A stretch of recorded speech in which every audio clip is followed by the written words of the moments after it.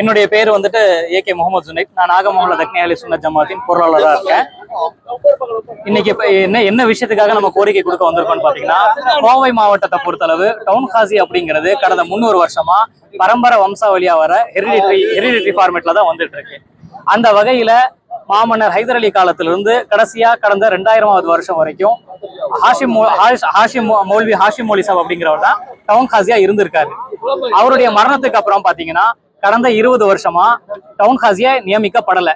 எங்களுடைய கோரிக்கை என்னன்னா, இந்த டவுன் ஹாசி அப்படிங்கிறது பரம்பரை வம்சாவளியில வர்றது. உருது பேசுகின்ற தக்னி முஸ்லிம்கள் மூலமா தான் டவுன் ஹாசி நியமனம் பண்ணணும் அப்படிங்கிறத எங்களுடைய கோரிக்கை. இதுல 2 விஷயம் இருக்கு. இது மத சம்பந்தப்பட்ட விஷயங்கள் மட்டுமே இல்லை. கோவையில் உள்ள அநேக வக்ஃபு சொத்துக்கள் பாத்தீங்கன்னா டவுன் ஹாசி இனாமா தான் கொடுக்கப்பட்டிருக்கு. அப்போ எங்களுடைய பல்வேறு நிர்வாகங்கள், அட்மினிஸ்ட்ரேஷன் சம்பந்தப்பட்ட விஷயங்கள் இருக்கு.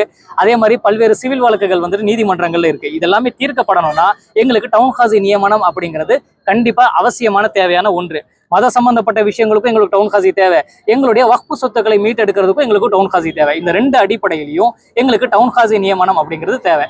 இன்னொன்னு, இது எங்களுடைய பாரம்பரிய உரிமை. 300 வருஷமா பாத்தீங்கன்னா உருது பேசுகின்ற தக்னி முஸ்லிம்கள் வம்சாவளியா தொடர்ந்து வந்துட்டு இருக்காங்க. அந்த உரிமைக்கு எதிராக மாவட்ட நிர்வாகம் அப்படிங்கிறது ஒரு நியமன குழுவை நியமிச்சிருக்காங்க. இந்த நியமன குழு பாத்தீங்கன்னா எங்களுக்கு தேவையான ரெப்ரசன்டேஷன், எங்களுக்கு உண்டான ரெப்ரசன்டேஷன் கொடுக்கல.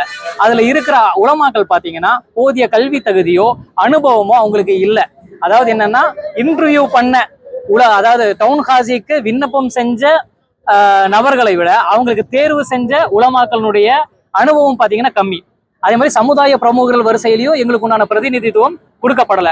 ஒட்டுமொத்தமா தக்னி சமுதாயத்தையே புறக்கணிச்சுட்டு இந்த நியமனத்தை அவசரமாக மாவட்ட நிர்வாகம் நடத்தி இருக்கு. இதுக்கு பின்னாடி ஏதாவது ஒரு சதி இருக்குமோ அப்படிங்கிறது எங்களுடைய சந்தேகமும் இருக்கு. எங்களுடைய நியாயமான கோரிக்கைக்கும் உரிமைக்காகவும் எதிராக காசி நியமிக்கப்பட்டால் எங்களுடைய போராட்டங்கள்ல பல்வேறு கட்டங்களா